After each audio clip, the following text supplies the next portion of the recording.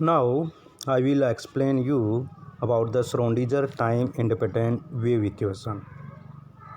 As we know, in last my video lecture I already explained about the Schrödinger time dependent wave equation.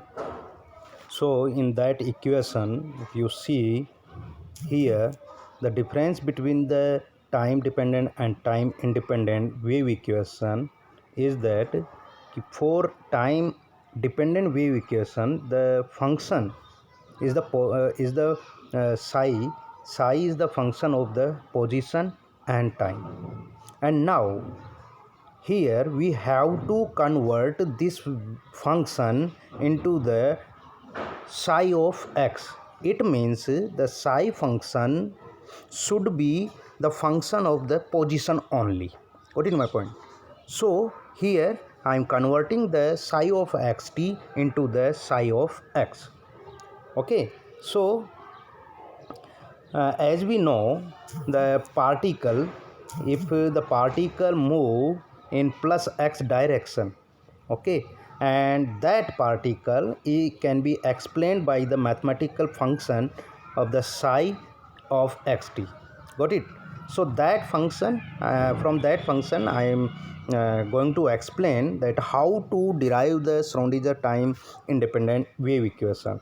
Okay, so as we know, the particle which are moving in plus x direction, it can be explained by this wave function. Okay, psi of xt is equal to a exponential iota upon h cross px minus et.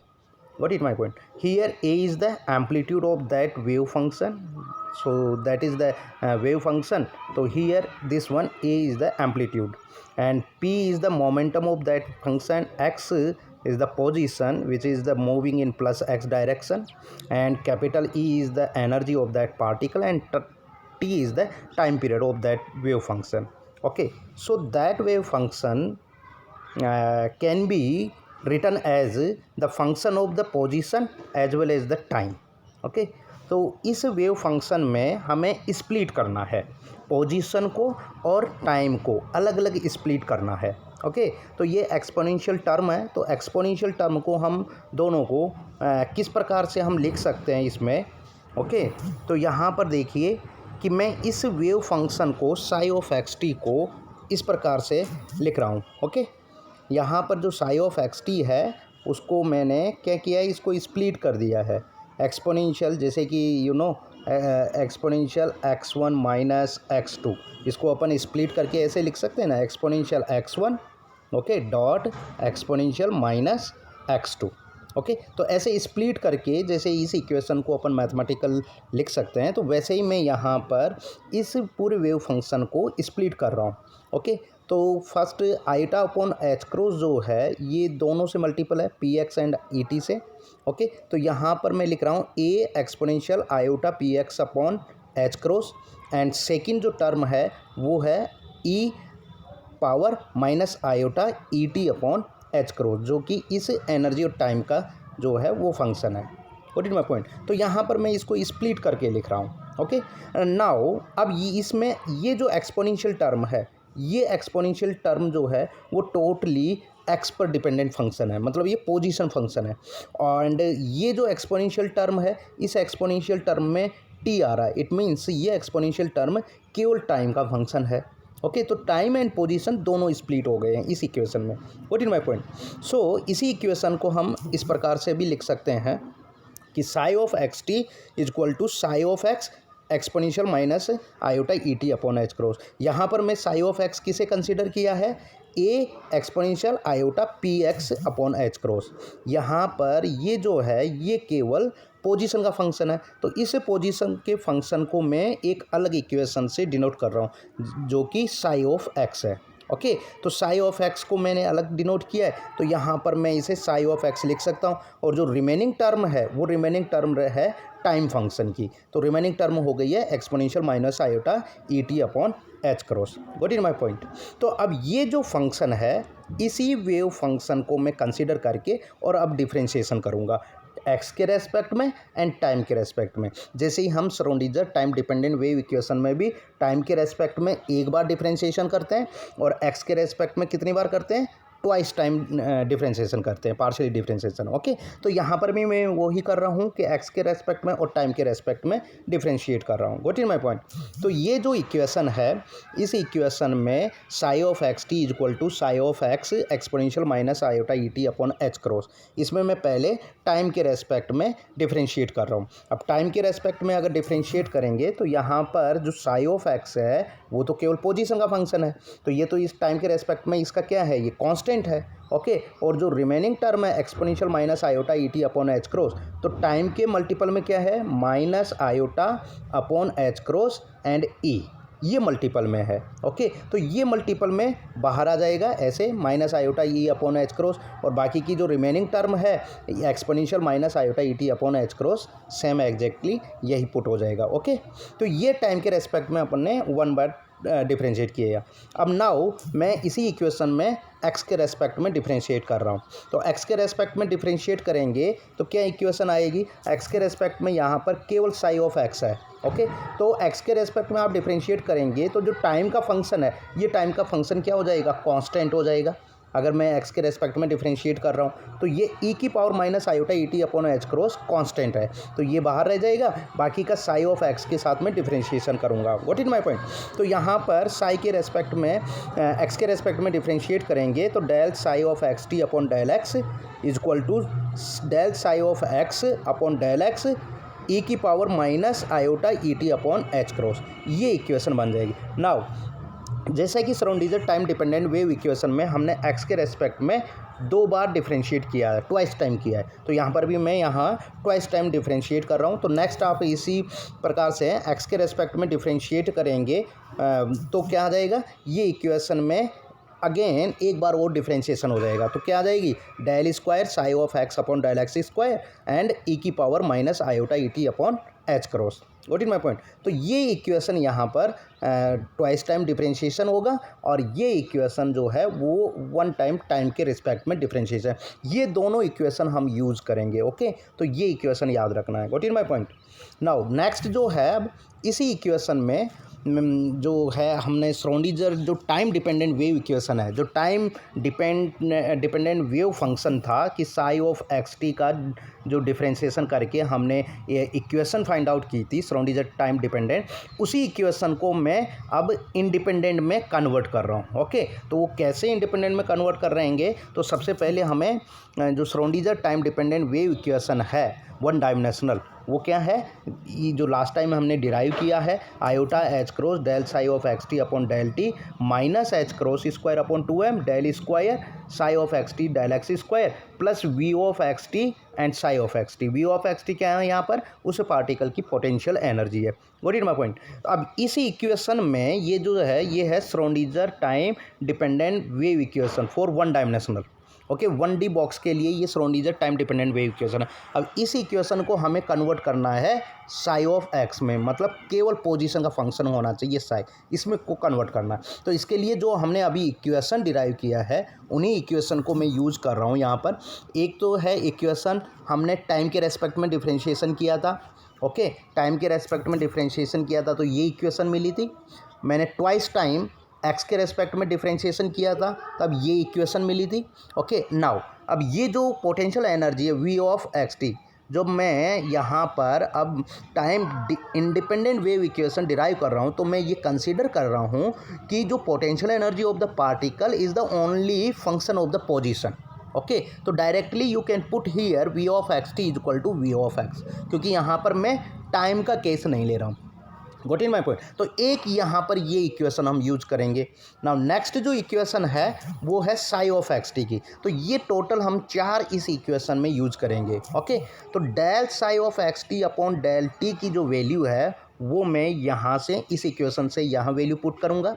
Del square psi of X T upon del X square की जो value है वो equation यहाँ से use करूँगा, ये equation आपको यहाँ पर पुट करना है। And V of X T की जो इक्वेशन है वो आप वी ऑफ एक्स टी की जगह पुट करना है V of X. And psi of X T की जो इक्वेशन है वो साई ऑफ एक्स टी की इक्वेशन आपको ये वैल्यू पुट करनी है, साई ऑफ एक्स ई की power minus iota E T upon H cross. तो कुल मिलाकर ये 4 इक्वेशन आपको इस इक्वेशन में पुट करनी है। ओके, तो जब चारों इक्वेशन यहाँ पर पुट करेंगे तो what will be that next equation. Okay, ये सारी इक्वेशन मैं यहाँ पर पुट कर रहा हूँ।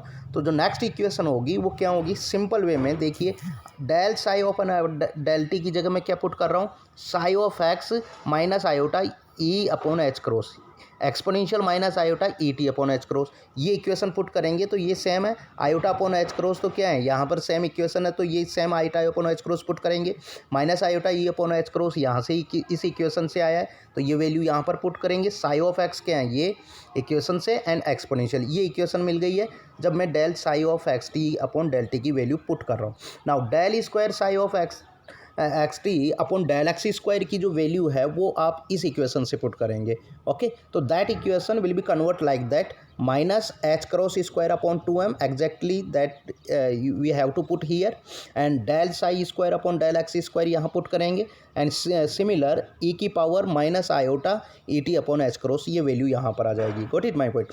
And V of X T की जगह क्या पुट करेंगे, वी ऑफ एक्स टी की जगह वी ऑफ एक्स पुट करेंगे।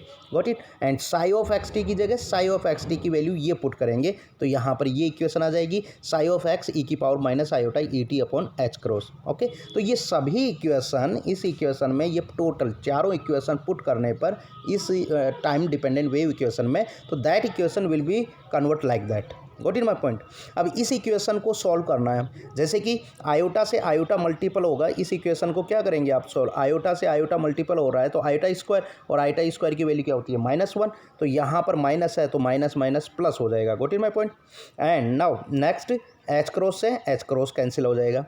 What is my point? Now e की power minus iota E T upon H cross यहाँ पर आ रहा है, e की power minus iota E T upon H cross, e की power minus iota E T upon H cross, ये पूरी equation जो है एल एच एस और आर एच एस में कैंसिल हो जाएगी, तो ये इक्वेशन यहाँ से इग्नोर हो जाएगी। ओके, सो नेक्स्ट इक्वेशन क्या होगी, ये सारी इक्वेशन इग्नोर होने के बाद में ये इक्वेशन आपके पास रहेगी। Got in my point. तो नेक्स्ट इक्वेशन में यहाँ पर क्या बचेगा, e and psi of X, L H S part में तो ई साई ऑफ एक्स आ जाएगा, minus H cross square upon 2m, same equation del square psi of X upon del X square, V of X and psi of X. Got it my point. तो ये equation सारी बाकी की सभी cancel हो जाएगी और फाइनली हमें ये इक्वेशन मिलेगी। ओके, अब इस इक्वेशन को मैं इस प्रकार से सिंप्लीफाई कर रहा हूँ कि इस पूरी इक्वेशन को इधर ट्रांसफ़र कर रहा हूँ। ओके, और minus H cross square upon 2m जो है उसको मैं minus 2m upon H cross square से मल्टीपल कर रहा हूँ both side,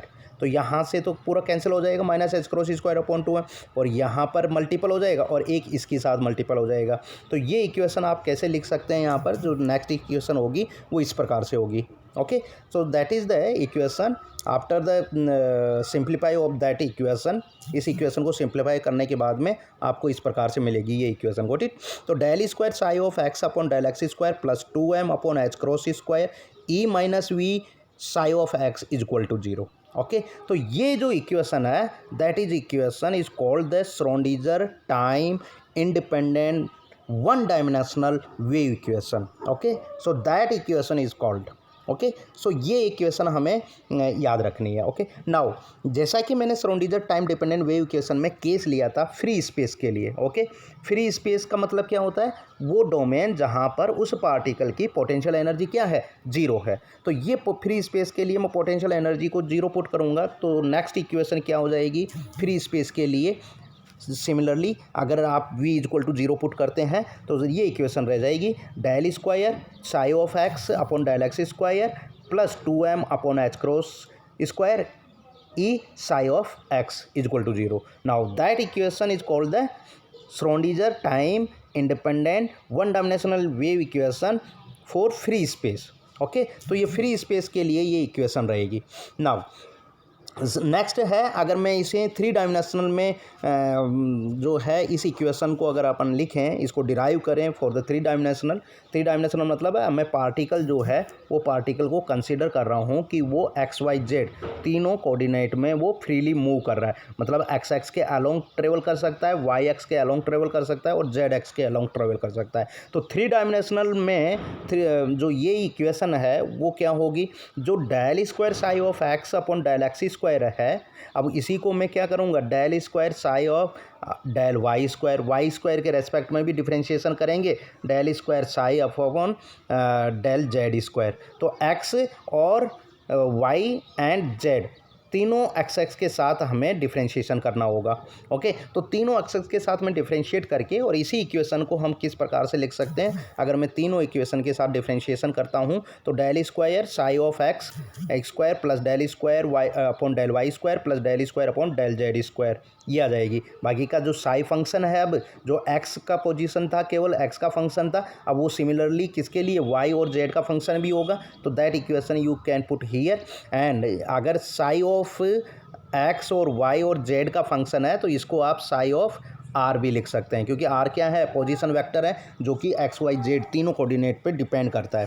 got it my point. अब ये जो है जहां आपने 3 डायमेंशनल में इसको कन्वर्ट किया है, तो ये एक ऑपरेटर है जो कि हमने Schrodinger time dependent wave equation में इसको डिराइव किया था। तो that operator is called the Laplace operator. आप इसे इस प्रकार से भी लिख सकते हैं और नेबुला ऑपरेटर में फॉर्म में भी लिख सकते हैं। ओके, तो कैसे भी आप इसे लिख सकते हैं। तो यहाँ पर मैं इसे अब लाप्लास ऑपरेटर फॉर्म में भी इस इक्वेशन को आप लिख सकते हैं। तो 3 डायमेंशनल वेव इक्वेशन जो होगी वो श्रोडिंगर टाइम इंडिपेंडेंट की वो फाइनली ये होगी। तो it is called the Schrodinger time independent 3 dimensional wave equation for free space. Okay, यहाँ पर मैंने क्या कंसीडर किया है कि V equal to 0, potential energy 0 है। ओके, तो इस प्रकार से आप ये दोनों इक्वेशन जो है वो डिराइव कर सकते हैं। It is very important. And now I will next time I will explain you how that equation can be apply in the different domain. Okay, तो मैं इसकी एप्लीकेशन डिफाइन करूंगा कि जब कोई पार्टिकल अगर मूव कर रहा है, ओके, जो एक्स डायरेक्शन में, जैसा कि मैंने इस इक्वेशन में कंसिडर किया है, तो ये जो मैथमेटिकल इक्वेशन है वो इस पार्टिकल के ऊपर कैसे अप्लाई करते हैं अपन, और कैसे इस पार्टिकल की इंफॉर्मेशन गेन करते हैं, या इसी इक्वेशन को हम इस पार्टिकल पर अप्लाई करके कैसे इसी इक्वेशन को अपन सॉल्व करते हैं। Got it my point. तो ये सारे इक्वेशन जो है वो मैं नेक्स्ट टाइम अप्लाई करके बताऊंगा आपको कि 1 डायमेंशनल बॉक्स में किस प्रकार से ये इक्वेशन अप्लाई करते हैं। Okay, so thank you very much.